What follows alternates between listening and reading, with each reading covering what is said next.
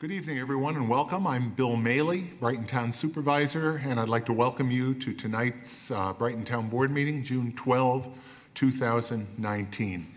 As always, we welcome the public at these meetings and we welcome your participation. And our goal is to make that as easy as possible. If you are here in the room, all of the materials for tonight's meeting are on the back table in the folder. Back there, you will have tonight's agenda, all of the proposed resolutions, and all of the supporting material, with a couple of exceptions. There are a couple of very long documents that are received as communications. But you can see all the same material if you are watching us either on our YouTube channel or on Cable Access 1303. You can get all of that material at the town's webpage, townofbrighton.org. And however you follow along with us, you are welcome to do so. We'll start with a pledge to the flag, and I will ask Councilmember DePonzio to lead us. I pledge allegiance to the flag of the United States of America and to the republic for which it stands, one nation, under God, indivisible, with liberty and justice for all.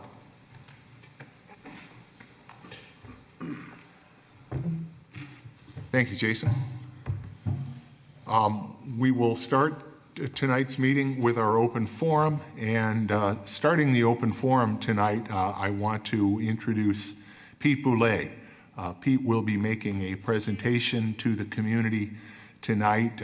Pete lives in Henrietta, and he is the administrator of the Henrietta Brighton, New York Neighborhood Watch group on Facebook. That's a Facebook group that I follow and occasionally participate in, and we welcome you tonight, Pete. Thank you very much. The floor is yours. Thank you. Spelling of my name is B-O-U-L-A-Y, and I live at 64 Guildhall Road. And Supervisor Maley, town board members, including my dear friend Robin Wilt and Chief Henderson and other guests, thank you very much for the invitation to speak this evening. I took over the group 2 years ago. It was dormant. And while my decision to get involved was originally about issues in my own neighborhood, I also saw a lack of awareness as to what safety and crime issues were occurring in both towns. With the decline of subscriptions to the Democrat Chronicle, people don't see the blotters anymore.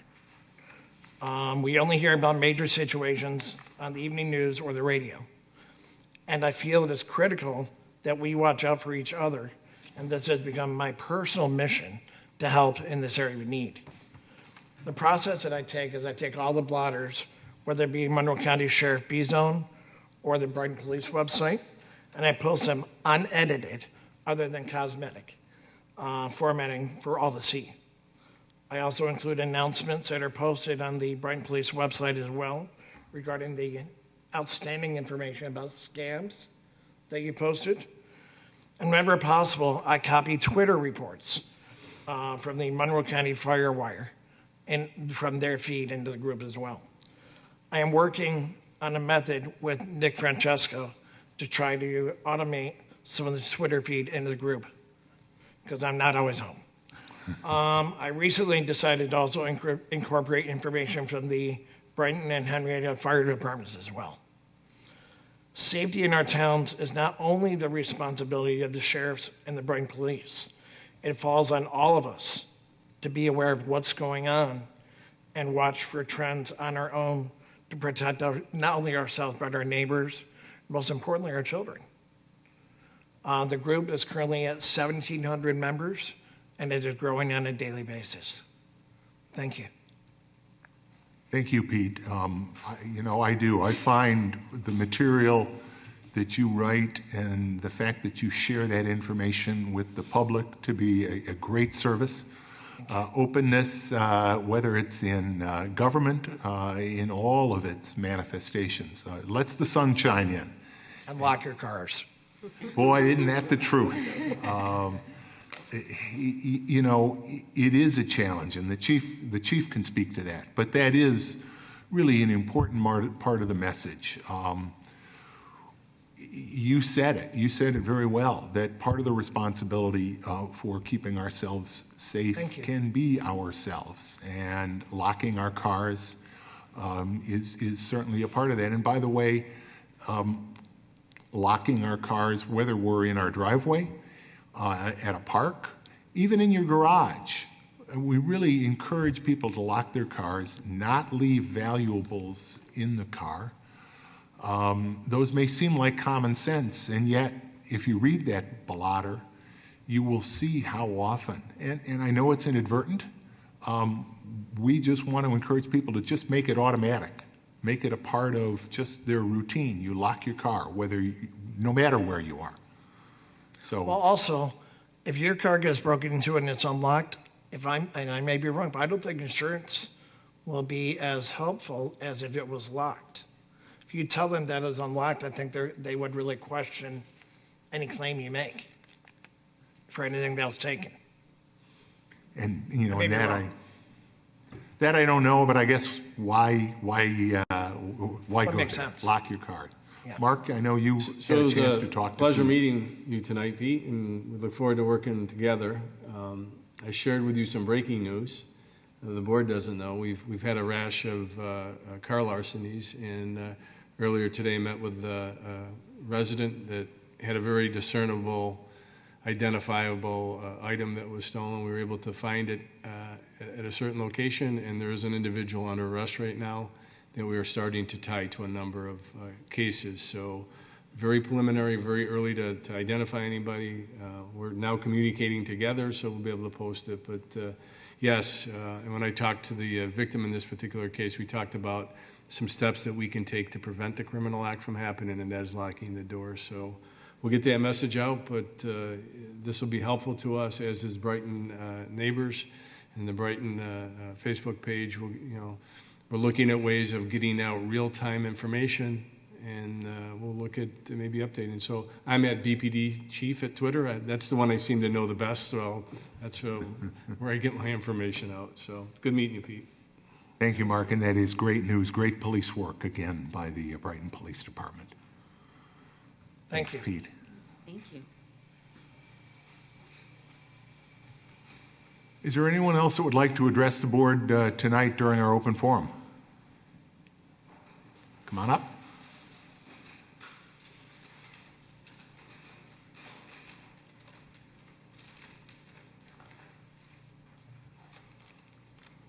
Good evening. My name's Jason Zoglin. I live at 311 Rhinecliff Drive here in Brighton.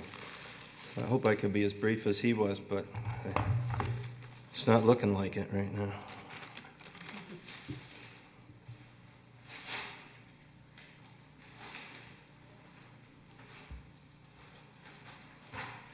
Okay. So the first thing, to be positive, I think the times over the years that I've been here, it's usually to express a concern or a complaint. So to avoid the risk of becoming known as a complainer, I want to say that I do recognize the good things when I read something in a local thing about a new trail or parkland acquisition. I feel really glad to live here. The chief shared some time with me when I had concerns about some questionable arrest situations. He was generous with his time, and I appreciate that. So when I start to complain, I want you to go back to what I'm saying now. And other things. I mean, I raised 2 kids here, did great education, great activities. Thank you, Lord, they're on their own and financially independent, and everything's pretty good, and I feel grateful for that. So I want to say that first. Now I'll start complaining. So I know, if you probably all know how it is, sometimes things build up, you have a concern, and then you think, I'd like to talk to the town about it, and then you get busy, or you get a phone call, you're trying to make a living. I have elderly parents that live here now.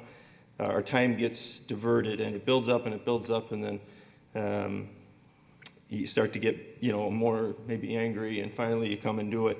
This is a little bit one of those. I've had a long-standing concern about what I consider a lack of effective code enforcement in Brighton. It came up with the zombie property thing, which we worked a lot on. There's been some success in Brighton in that regard. But I continue to hear from friends, whether it's at the hardware store or the grocery store or whatever, you run into somebody, I guess because they know I was concerned about that. Oh, their individual complaints and concerns. Geez, I called the town. They didn't do anything about X, Y, or Z. I won't regale you with all the particular issues. I just had one today. I was doing a job helping a neighbor with a plumbing issue, and she's been trying to get a pool emptied, a dormant pool that has standing water, and she's had limited success. So I'm not making this up. I hear this on a regular basis. So then when I heard, that the Otter Lodge was closing, there went my social life. But and that there was a plan to do some changes there, which of course is, Is another opportunity to enhance the appearance of Brighton, which I know is consistent with what you've been trying to do. So I know how excited you are about that. Yeah, I'm excited. I mean, I didn't mind the place, and occasionally I was actually in there. I won't tell you how frequently, but so here we have a chance. I know there's on the 19th is a planning board meeting, which I hope to attend, and the word on the street is they want to bump a little bit over into the neighboring building, and that's all interesting. But what I'm hoping, and I don't know enough about the ins and outs of how this ties in with code enforcement or how things can be related. But I've been here over 20 years, and this is a concern I've called a few times over the years, and just to be frank, have gotten very, very little response or help from the town. So and then a lot of times you try to describe something and it doesn't go over, or people don't see what you see because they don't live in your neighborhood. But this is what I see every day when I come pull into my Rhinecliff Drive home. Usually it's an open mailbox full of old mail. This is 385 Rhinecliff. It's the first house you see when you come to my property. I'll pick these up after, if you want to look at them. You can take them if you want to show them. Here's the doorstep, front doorstep of that house. I've had people come up to my house walking on my side of Rhinecliff and say, geez, look at that house when you come into your neighborhood. It's been empty. This is a Wolf-owned house. Been empty for about more than 15 years, I believe. I won't, bore you too much. I'll show you a few of these pictures. Some of them are fairly similar. But this is what this house pretty much look like. They mow the lawn, generally, but that's the extent of the maintenance they've provided to that house. I have a sheet I got, which Brighton put out some time ago, the neighborhood maintenance sheet. And this is, I didn't write this. One of the things under peeling paint says exterior surface should be maintained in a neat, orderly, and serviceable manner. So that's quoting Brighton. And when I tried to get Brighton, apparently this qualifies as neat, orderly, and serviceable. I called once when there was a gutter hanging down vertically down from the second story of this house. I left a message on the hotline. I did get a call back directly from the town engineer, Tim Keefe, at the time, which I appreciated. It's a little interesting that Tim called me, but I'm happy to get anybody. And they did get rid of the gutter, and now there's no gutter. What Tim told me was gutters aren't required by the town, by the code, which he could be right. There's some houses that are designed. I grew up in one out in Hilton that didn't have gutters, but it was designed for that. It was a single slope house. So now, my thing is maybe gutters aren't required, but if you have them, they probably should at least be intact. This is a little review of the gutter situation. And this has just been ongoing. So one of the problems I talked about when things start to bother you is every time I go home, the first house I drive by, I'm boring with the gutter stuff, that's the house. And while I know the Wolks are a very philanthropic family, I'm a member of the JCC, have been for over 20 years. I love the place, and the Wilks have given generously to that. But I consider that a non sequitur. This is about code enforcement. If nobody is above the law, then nobody is above the code. The Wilks have consistently in Brighton acted above the code, and the town has failed to enforce the code. And tonight, I think there's no argument. I put this welcome to Wolf Plaza. One of their businesses left, possibly because they don't keep it up, maybe not, I don't know. But so there's no sign there. Same thing here, you have the missing, their trim fell off, been missing for months.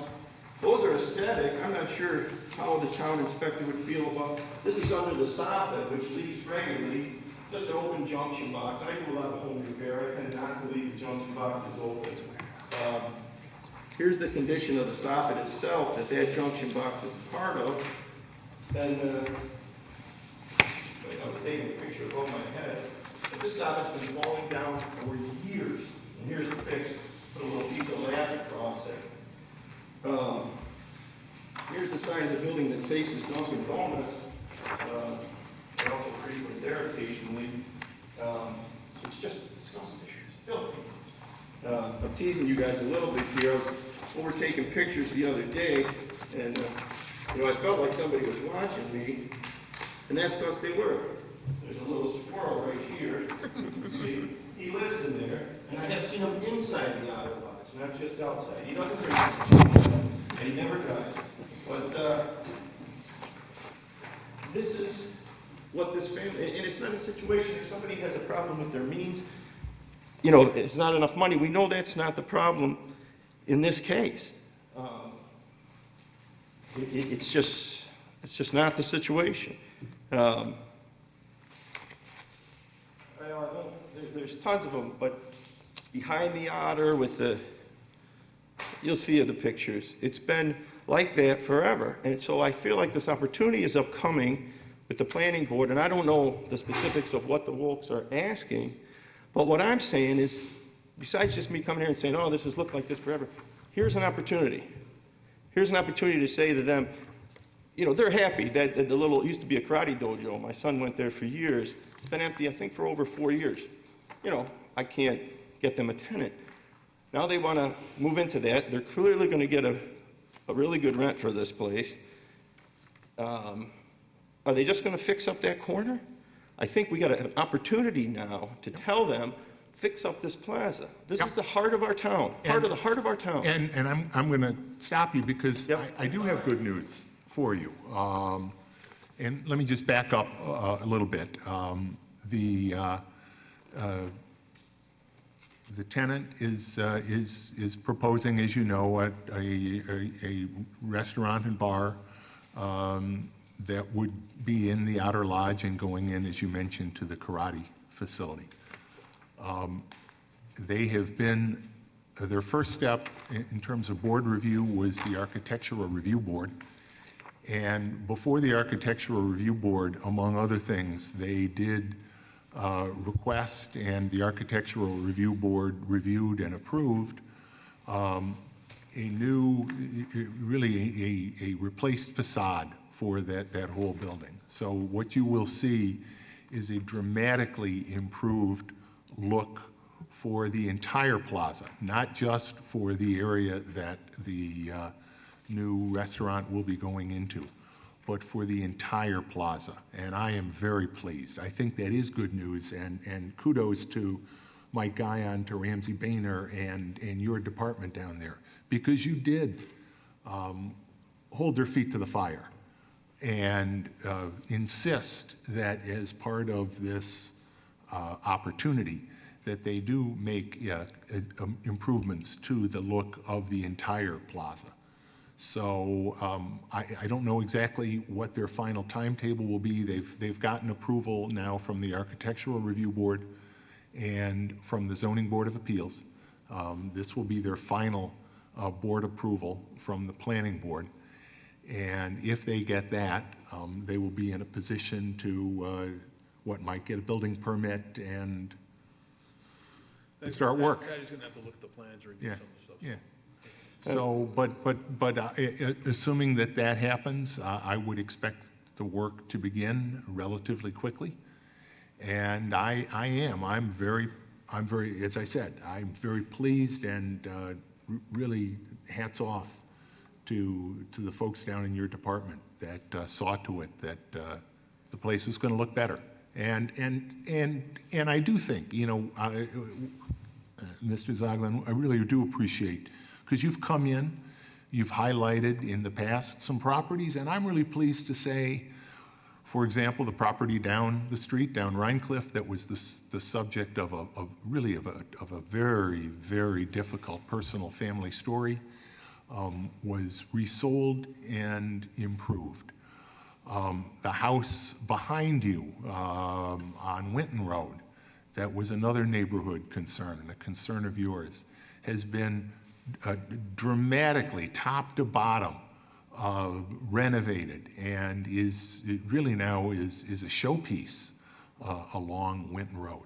I appreciate you bringing those to our attention, but again, I turn to your department, Mike, and the work that you did in working, and your department did in each case in working on individual basis. Every one of these properties is different. Every one of those properties was challenged, and you worked with them, and the results speak for themselves. I'm also pleased with those results. Sorry, those results are great, and I'm thrilled that they happen.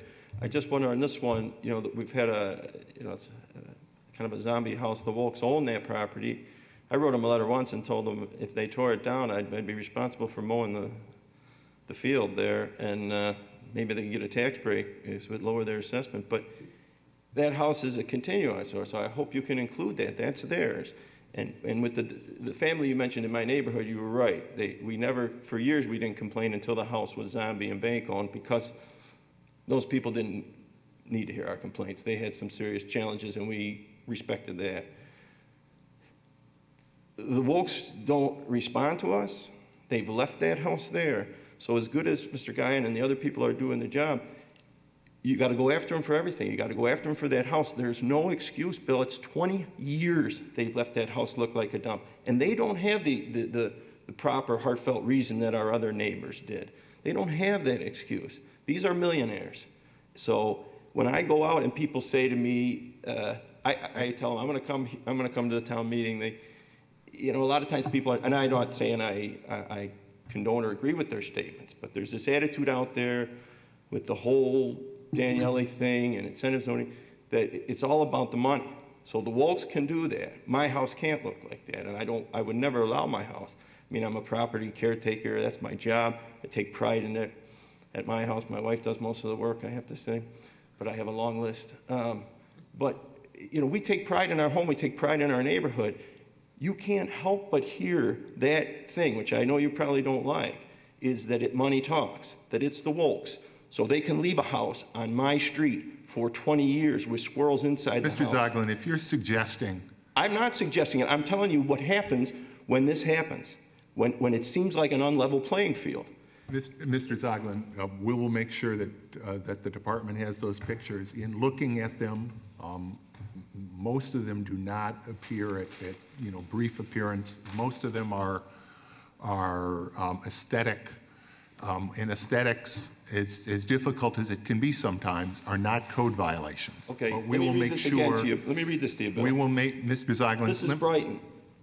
Go ahead. Exterior surface should be maintained in a neat, orderly, and serviceable manner. If you can look at those pictures and tell me what that is, then we've really got two different set of eyes. Thank you, Mr. Zoglin. We will keep those in.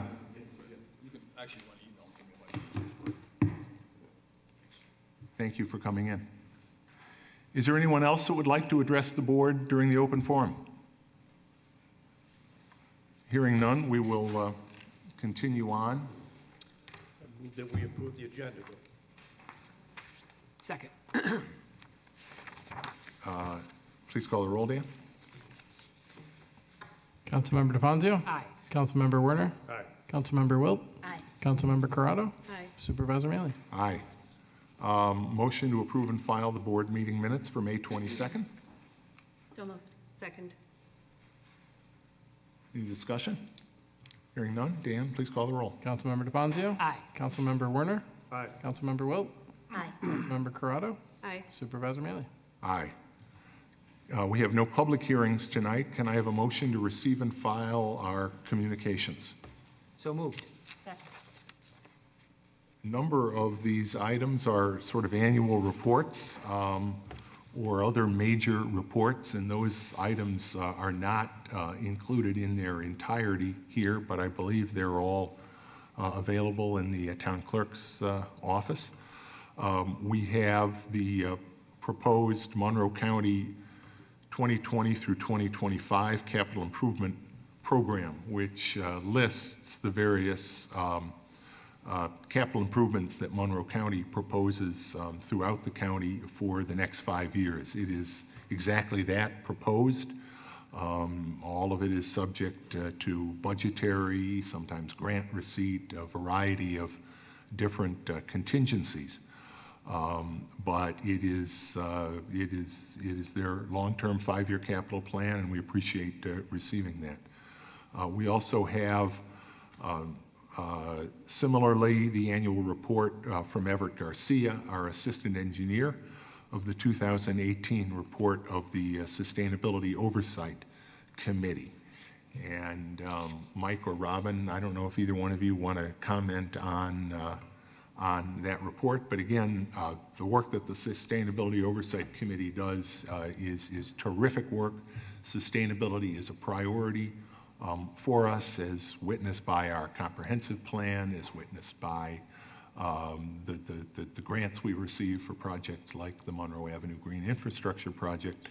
And the Sustainability Oversight Committee really is there on an ongoing basis to keep our eye on the ball, to make recommendations relating to operations, equipment, other programmatic matters as to how we can become a more sustainable community. I wish we could do everything they recommend.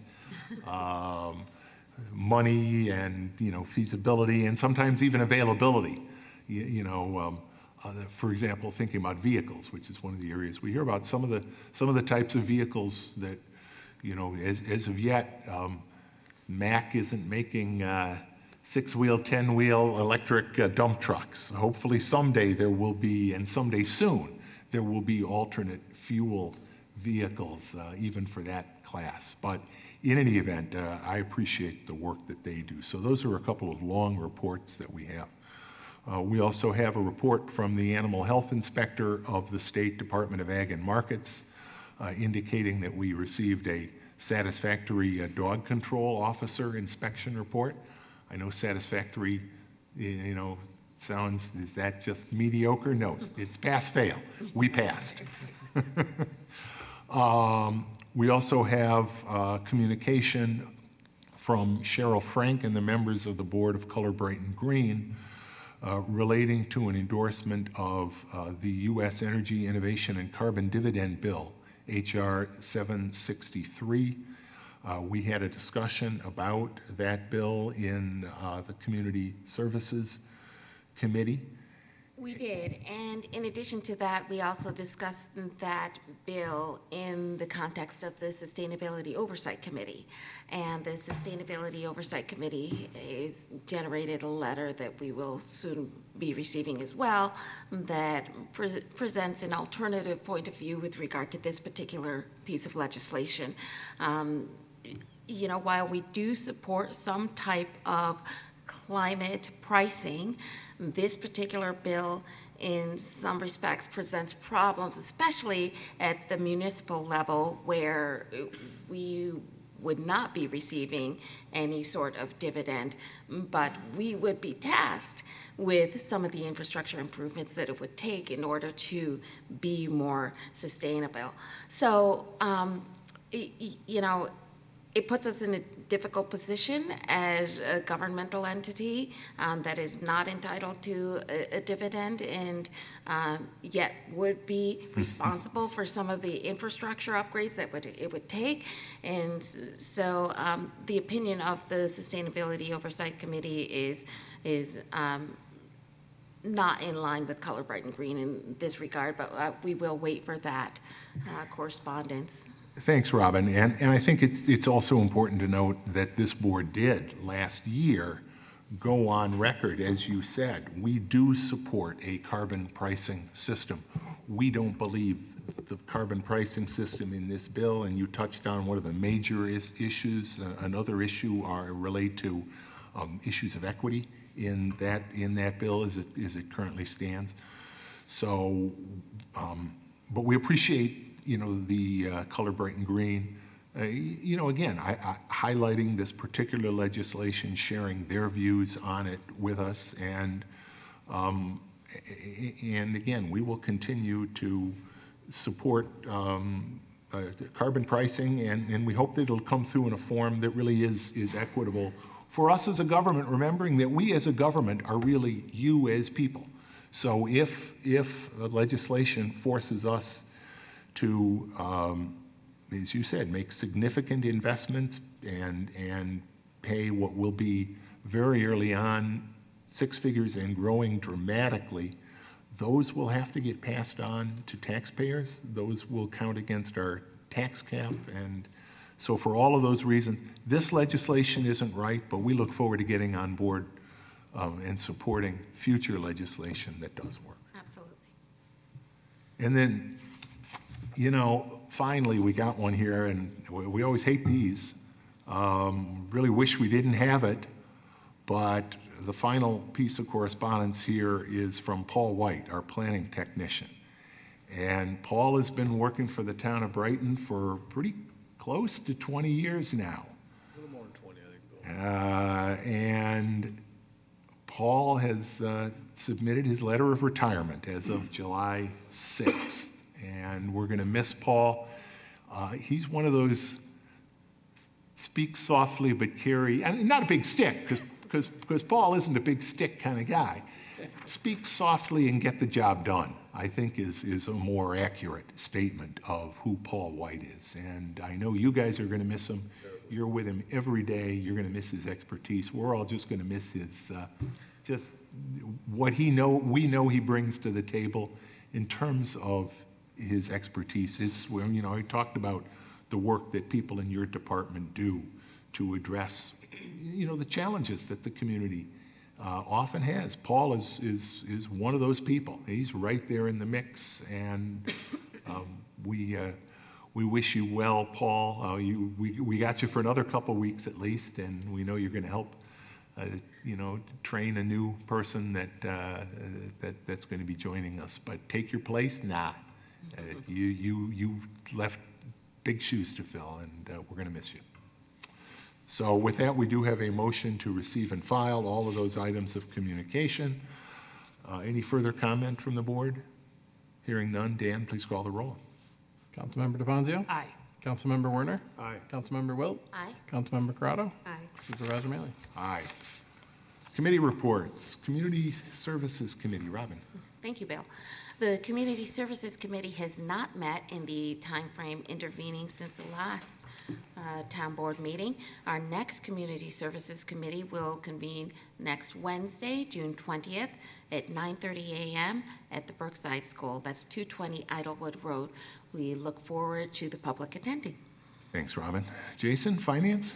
Yes, the Finance and Administrative Services Committee met last Wednesday. Each of the items that were reviewed by the committee appear on tonight's agenda. In addition, we did have a discussion regarding the continuing consideration of the choice of a Community Choice Energy Aggregation Administrator. The committee was updated as far as the ongoing selection process. Commissioner Guyon, Councilmember Wilt, and I met twice before the FASC meeting in order to go through the proposals and in order to go through an informal rating recap sheet that we all worked through and completed. And the next step in the process will be, we're currently responding to doodle polls. A meeting with our other municipalities, hopefully to take place later this month, to discuss everybody's, where they are in the process at this point. So more to come. The next meeting will be next Wednesday, June 19th. Our summer hours, we meet at 8:30 in the morning here in Town Hall in the Stage Conference Room, and the public is invited to attend. Thank you, Jason. Christine, Public Safety? Public Safety Committee met yesterday morning at 8 o'clock. Covered a lot of ground. points of interest. Brighton Ambulance reported that the mobile stroke unit will be active in Brighton in mid-July. That's in collaboration with the University of Rochester Medical Center. They have also added a transport ventilator to the equipment. We are one of the only ambulance units in the area that has a transport ventilator, which is critical for the well-being of particularly residents of some of our nursing home facilities when they're being transported from the facility to emergency care. Brighton Fire Department reported that the new engine is now at Station 1, I believe. Forgive my note-taking here, it's not clear, but the new station is in Brighton and ready for operation when needed. And the recent new hires are back from the Fire Academy and are in rotation on the schedule. So that is exciting that we have more folks on board protecting the community. Related, the Brighton Fire District is coming close to a conclusion of a study on how to handle staffing of Station 3, and they anticipate scheduling a public meeting soon for residents of the area to hear what the decision is and how it will be implemented. Christine, can you just clarify that? Sure. To hear what the decision is, or to give the district feedback as to what they believe the solution should be? Good point. Because I know you as a committee have been, Yes. you know, taking a deep dive into it, but Yes, I want that's to a make good sure point that of the clarification. public's So- input is going to be heard here. Yes, the Citizen Committee has given advice to the commission. The commission will be handling that advice, and we anticipate that our advice is sound and will be accepted and implemented. So, but there is opportunity and that they for will further hear from the comment public as well. Yeah, Yes. good. All right. Thanks. But no date is set for that yet, and they anticipate with the time that it will take to build out scheduling and planning for the decision, they don't intend to rush that. Okay. So, other matters that were addressed, citizens who live in the Forest Hill neighborhood have concerns about speed on their street. It is very near the Indian Landing School. It is a cut through from Penfield Road to South Landing Road. And there is concern, especially as the weather is good and people are out and about, that cut through traffic is a problem, and the Highway Department will take a very close look at signage, school zone, extending the school zone speed limit, and coming up with other means for traffic calming. We also focused on enforcement of use of Corbett's Glen. There's still concern about the visitors using the park a little too heavily, showing too much love for nature, and we need to come to a good means for enforcing the rules about staying on pathways and out of the waterway and not contributing to erosion on the banks. So there will be closer attention to how to deploy our police officers without taking away from other concerns in the area. There's also a concern with parking in that area, not so much that parking is a challenge everywhere, but the safety implications when parking ends up too close to the entrance of the tunnel into the park. It means that there is lack of access for safety vehicles, so parking will be reassessed and readdressed. We also had an update on the newly implemented waterfowl feeding law. There are citizens who are not in compliance yet, and I don't know, Chief, if you wanted to say anything about that. Just I that don't we've think so had right some- now. Just that we've had some communication, and we hope to have some positive movement in compliance in that regard. Thank you. And very briefly, we touched on traffic issues, traffic safety in the 12 Corners area, and we will take that up more deeply at the next meeting, which is scheduled for Tuesday, July 9th at 8 o'clock in the morning downstairs in the meeting room. Thanks, Christine. And again, I want to, on both of those, well, the issues relating to Forest Hills and the issues relating to Corpus Glen. Are the chief and his team, and again, Mike and his team, whether it's data gathering, which the police department has done very, I think, effectively so far in the Forest Hills area, as you have on other streets, looking at the issues and how they can be addressed in what are sometimes challenging conditions down in Corbett's Glen. You know, Mike, your willingness as well to reach out and explore. If the data shows that there is a need, you know, we have to prioritize. We look at one of the reasons that the data pull is so important is so that we can prioritize the resources and identify, obviously this is near a school, what are the traffic volumes, what times of day, what if, what are the least costly but most effective ways to address those things. And I really appreciate the work that, both of you and your teams are doing to get us there and in other neighborhoods and other circumstances. And I will add that it is of significant note that later down on the agenda, we have an example of how that work comes together to meet the citizens' interest in safer streets while Yep. we're having all the moving parts fit together. Yep. Thanks, Christine. Chris, Public Works. Public Works just met June 4th, and we discussed a number of matters, including first the reserve roadway dedication. Some of the roadways have not been completed over in the reserve project there, and the DPW is requesting that the town accept Pendleton Hill, Reserve View Boulevard, and Johnsville Trail for dedication as town roads, with the understanding that these roads do not currently meet town requirements. We're in the process of bidding the construction services that will improve those roads to meet those requirements. And the funding will be available through the project's letter of credit, which was posted when the project was undertaken. Road names, however, will be changed since the project have been changed since the project was approved, and the letter requesting dedication will also clarify roadway names. Next, we discussed Meadow Drive no parking concerns. The police department recommended that no parking signs be posted along that portion of Orchard Drive east of Meadow Drive intersection. And the members of the Public Works Committee resolved that we would go out and take a look at the site and then weigh in on the concerns about this parking situation there and report back to Public Works.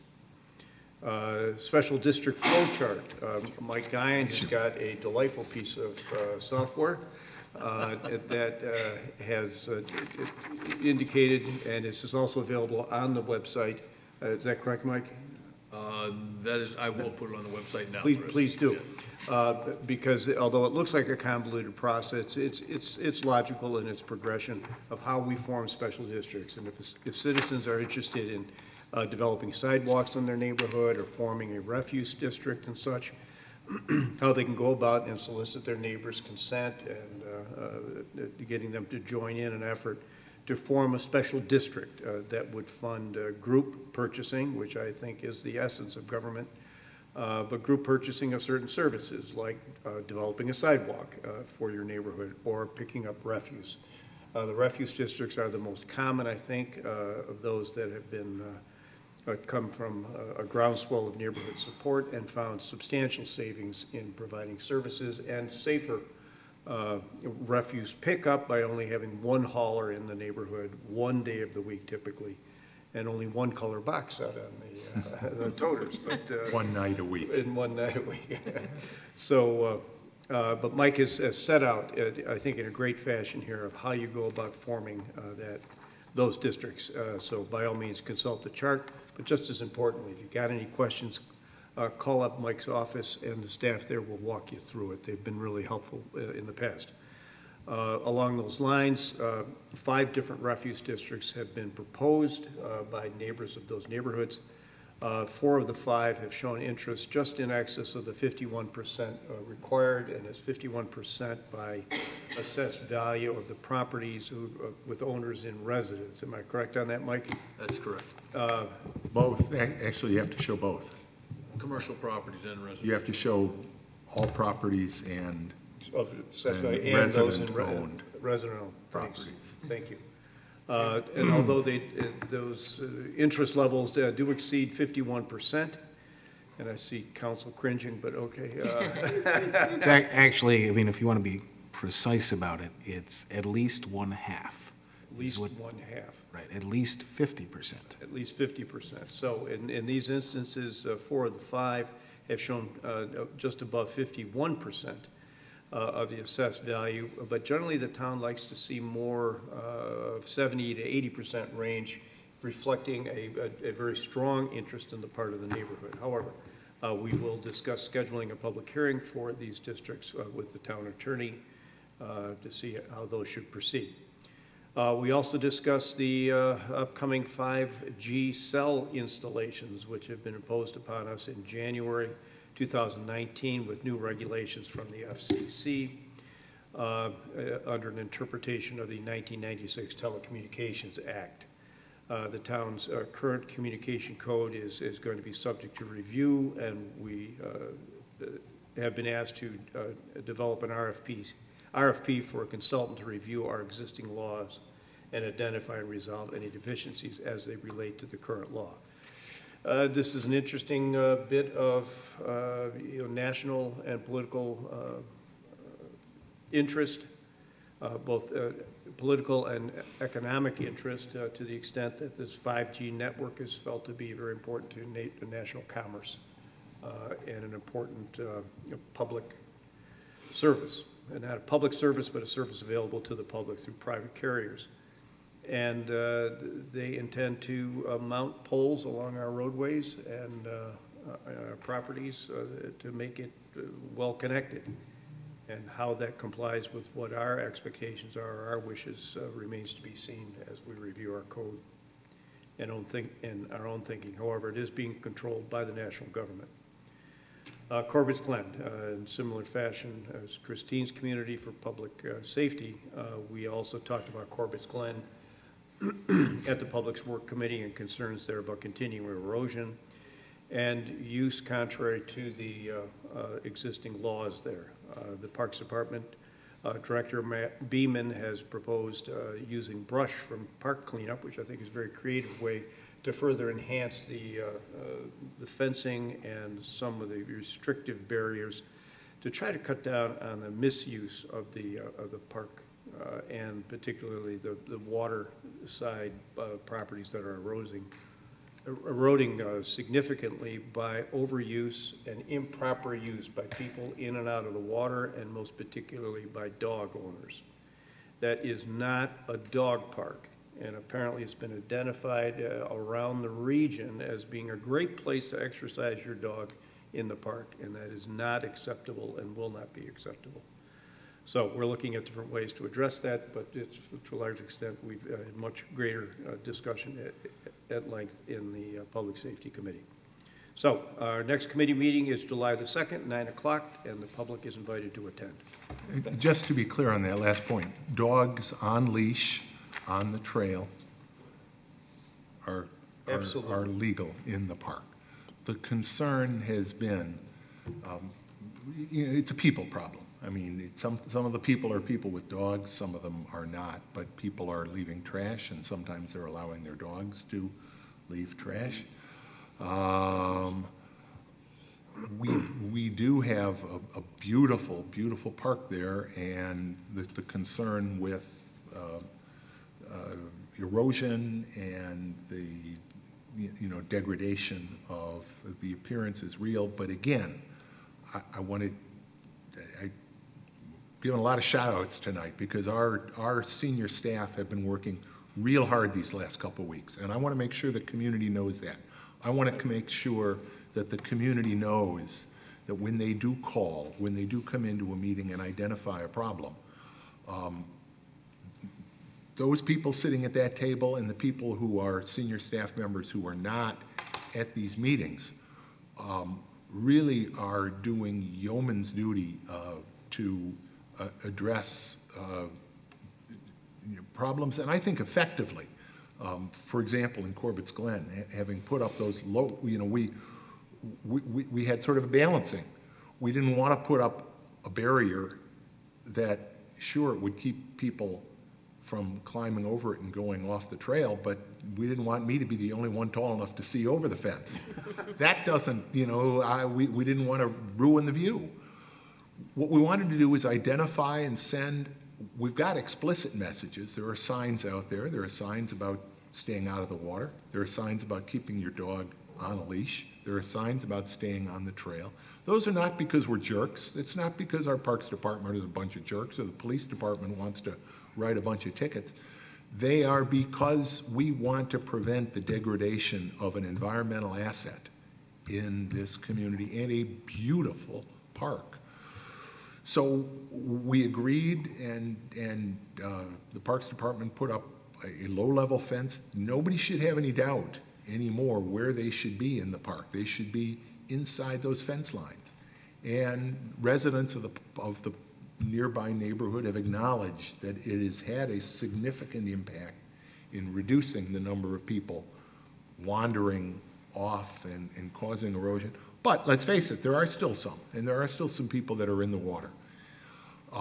Matt Beeman came up with what I certainly thought was an inspired idea, and he is piling up some of the brush that is being cut up on the water side of the fence to make not the barrier higher, but to make it more difficult, to send even more clear message that we don't want people going off the trail, trampling existing plant life, causing erosion. I love Corbett's Glen. Everybody that goes there loves Corbett's Glen. You can love it from the trail. You can love it from the overlook. And we ask you, please do that. So, again, great job, Parks Department. And great report. Thank you. Thank you. New business. Jason, reading and approval of claims. Yes, Bill, earlier this evening, I reviewed claims totaling $731,772.85. Notable claims include to the Depository Trust Company in the amount of $102,453.14, representing debt service payments for interest and principal on the June 2015 bond issue for the Salt Barn roof, highway equipment, Fairfield Culvert reline, East Avenue sewer reline. And of that amount, $95,000 was a principal payment. Also to Greene County Commercial Bank in the amount of $87,530, representing a debt service payment for interest and principal on the December 2016 bond issue for the Highland Crossing Trail, highway equipment, and the library HVAC system. And of that amount, $80,000 was represented principal. Also to Paris Kerwin Associates in the amount of $194,095.89 for payment of commercial, general liability, excess, and auto insurance coverage for the town for the period of June 1, 2019 through December 31st, 2019. And also to Scanex Pipe Services Incorporated in the amount of $124,610 for costs related to the annual sewer pipe rehabilitation project or program. The claims all appear to be in order, and I move that they be approved. Second. Any discussion? Hearing none, Dan, please call the roll. Councilmember DeFonzio? Aye. Councilmember Werner? Aye. Councilmember Wilt? Aye. Councilmember Corrado? Aye. Supervisor Maley? Aye. Robin.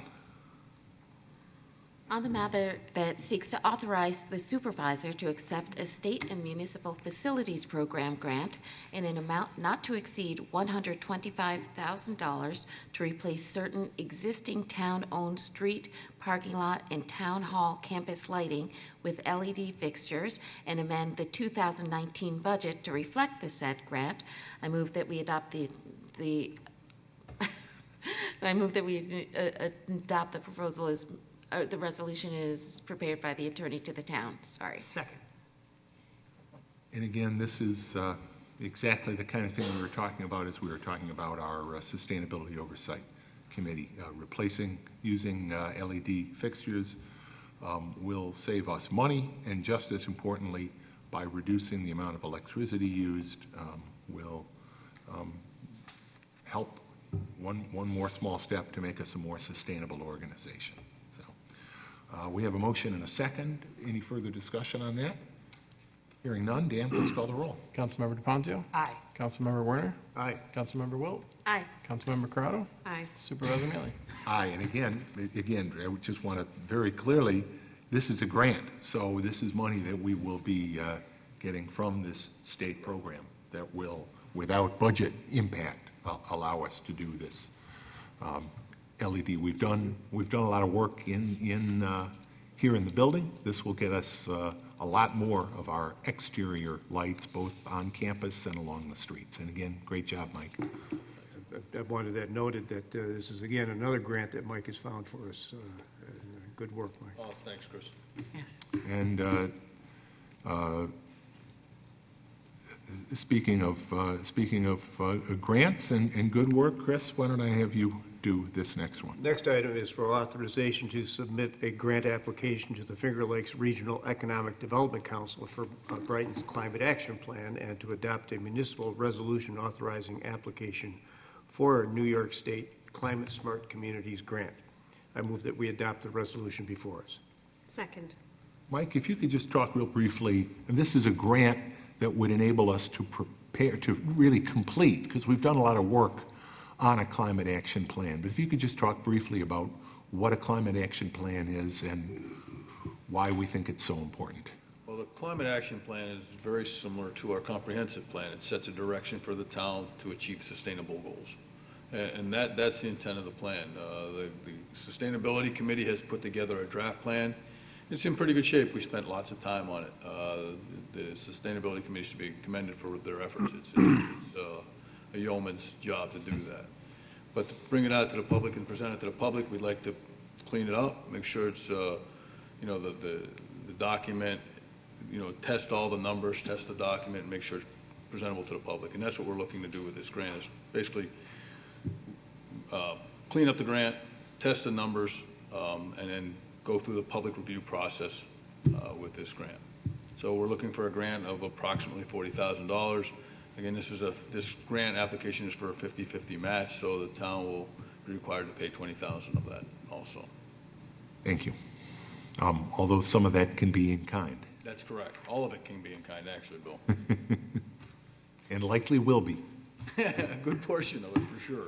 Okay, we got a motion and a second there. Thank you for that, Mike. Motion and a second. Further discussion? Hearing none. Dan, please call the roll. Councilmember DePoncio. Aye. Councilmember Werner. Aye. Councilmember Wilt. Aye.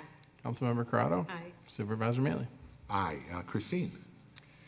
On the matter of authorization to submit a grant application to the Finger Lakes Regional Economic Development Council for preparation of the Rochester Multiversity Concept Master Plan and adopt the municipal resolution authorizing application for a New York State Climate Smart Communities grant, I move that we adopt the resolution before us. Second.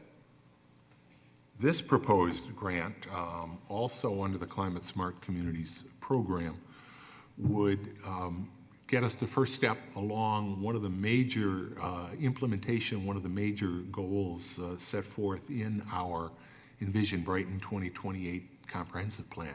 That plan spends a lot of time talking about the multiversity concept, and that the concept being we have all or part or adjoin three major college campuses in Brighton with the University of Rochester, MCC, and RIT.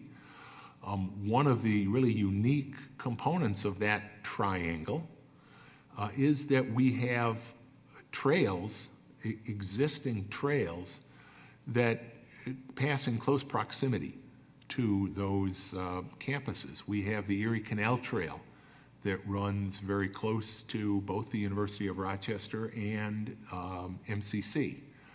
We also, and then running east-west roughly across the town. We also have running north-south in West Brighton, the Lehigh Valley Trail, which again, at its northern terminus in Brighton is very close to the U of R campus. It connects to the U of R campus, and at the southern end, as you cross Jefferson Road from Brighton into Henrietta, you're on the RIT campus. So we have the opportunity, and this grant will, if approved, if we receive this grant, allow us to do the development, the soft cost work, the engineering, the design work, to make the connections on those trails at each one of those 3 campuses, and to make the trails more usable with signage, with trail improvements, and the like.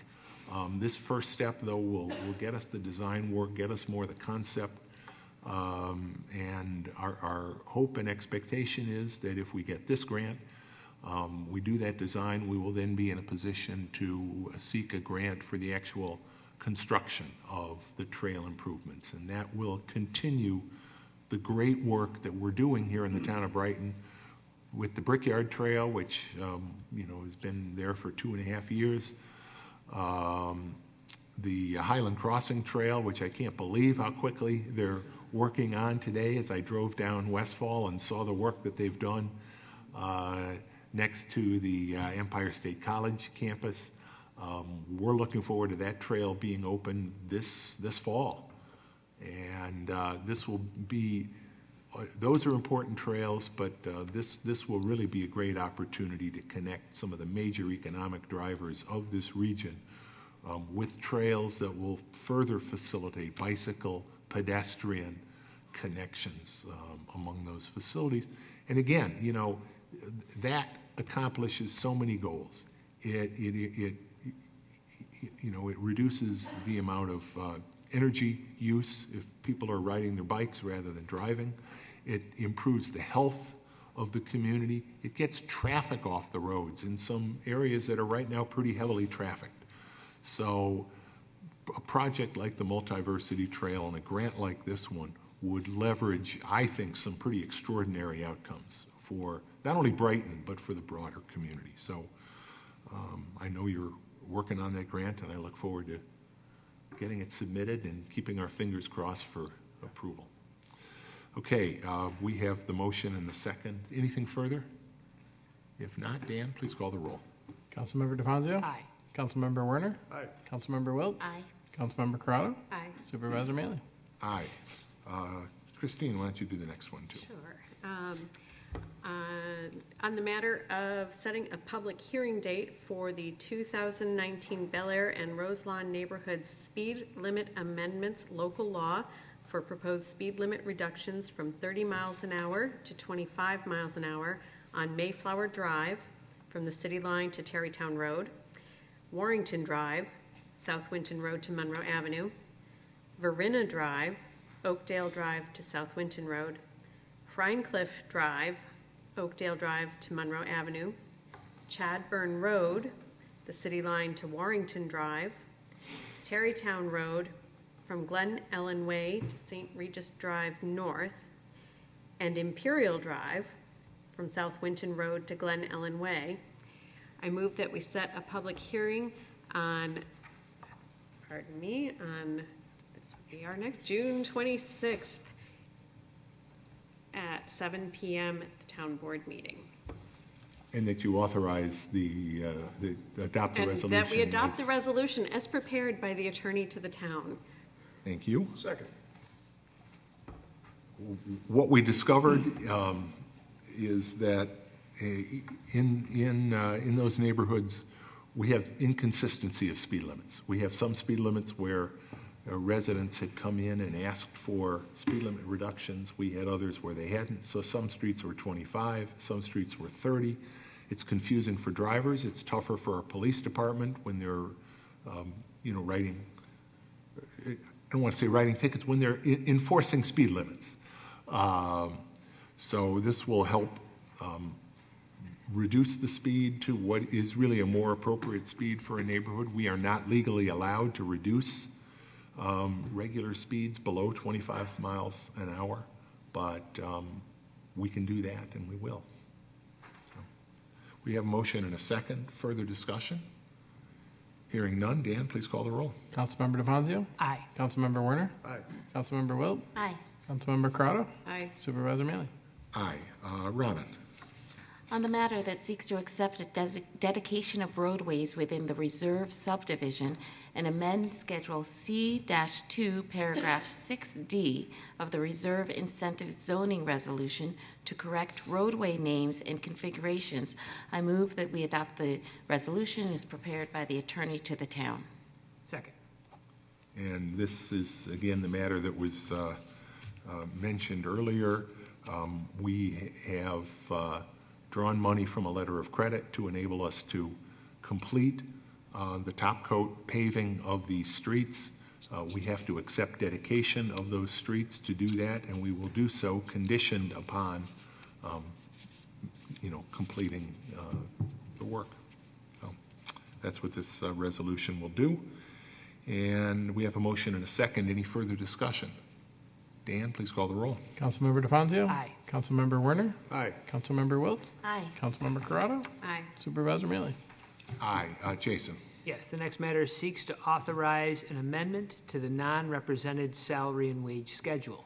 I move we adopt the resolution as prepared by the attorney to the town. Second. This matter will change one position. It will move the court clerk administrator from its current position in Group 7 to Group 6. We looked at that, the Director of Finance, the HR Director, and I looked at that and believe that Group 6 is a more appropriate placement for that position. So, and I'm sorry, Robin, did you second that one? Yes. Okay. I know Jason made the motion, but I Yes. wanted to. Yeah, I seconded it. Okay, so we have that motion and second. Any further discussion? Anything, Paula, you want to say, or did I? Okay. Then Dan, please call the roll. Councilmember DeFazio? Aye. Councilmember Werner? Aye. Councilmember Wilt? Aye. Councilmember Corrado? Aye. Supervisor Mealy? Aye. Matters of the supervisor. A few things. One, I want to, the 4th of July is coming up, and as always, we're going to have a full day of activities for the 4th of July. We'll be starting in the 12 Corners area near the high school. We will have the annual Brighton Chamber of Commerce 5K race. Following that race from 9 to noon on the 4th of July, we will have the pancake breakfast, which will be held in the high school cafeteria. If you're a runner and you want to get those carbs built back up after the race, come in with your bib and you'll get a discount. So that's a fun morning. And then we move out to Meridian Center Park. And from 2 until 10 or so, we will have a whole variety of rides, as we always do. We will have food and other vendors, and we will have music. We will have music of a number of different kinds, leading up to our annual Sky Coaster Love Fest, starting at 8 o'clock that night. And we also will have big thanks to Kiwanis. Kiwanis does their annual Kids Zone out at the 4th of July festivities, which has a whole variety of crafts and games. I understand there will be a very well-known local magician that will be there. She may look familiar to some of you, but Karen Kazam, I understand, will be flying in for that performance. I believe they will have the traveling zoo that they bring, the petting zoo with all sorts of different animals. So, great activities for the whole family from 2 until 10. And of course, at 10 o'clock, it's dark, and that means fireworks. And we have some great fireworks as always. So come on down, Meridian Center Park, and celebrate our freedom at the 4th of July. Every Sunday, we have, of course, the farmers market going on now through the middle of November. Every week, the market changes. We have different products coming in, and they're all fresh, they're all local. And I think that's something that's really important to remember. When we go down to the market and support those businesses, we're buying local. Again, we're talking a lot about sustainability tonight. I went into one of our local larger food stores, and there was asparagus, but it was asparagus from Peru, and it looked like it.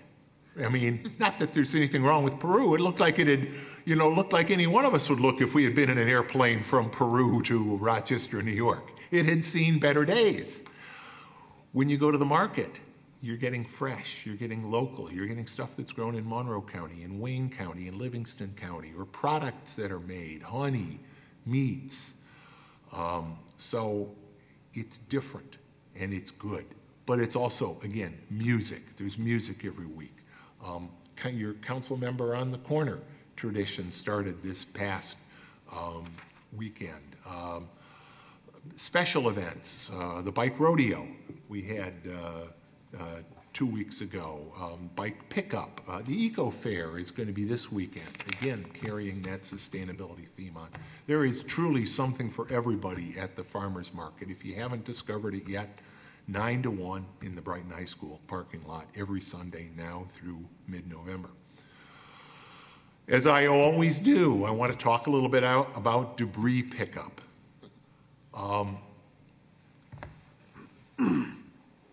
Mike Guyon provided me with some photographs yesterday. We really ask if you have small amounts of debris to containerize them. We ask anytime that you can containerize your debris to please do so. And why do I say that?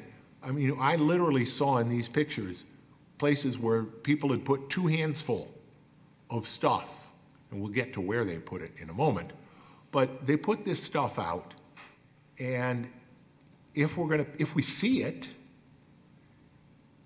because we're talking some very small amounts, you could easily drive by as a crew up in that truck. But if they see it, they have to stop and get it picked up and into the truck. Whereas if it was containerized, they would stop, dump the container, and go. The amount of time, we know people are concerned. I think, again, Mike, your folks are doing a super job. The first pass was, as it always is, it's hard. We had windstorms this winter. We had a lot of debris, but the passes that they've been making since then, both the bulk pickup and the containerized pickup, have been very, very effective and fast. The containerized pickup, you're basically on pretty darn close to an every week basis. So to those people on that one little street, one block street, and we'll have some follow-up discussion on that, please don't put 2 hands full. And by the way, especially, don't put it in the street. Just like the leaves in the fall, your debris this time of year should either be containerized. If it's not containerized, it should be on the grass. Our crews will pick it up. It will not kill your grass, even if it gets a little yellow. Trust me, with all the rain we're getting, the grass will grow. But all the problems that it causes if it's in the street, it makes the neighborhood look worse. It becomes a hazard for cyclists. It can clog up the storm drains.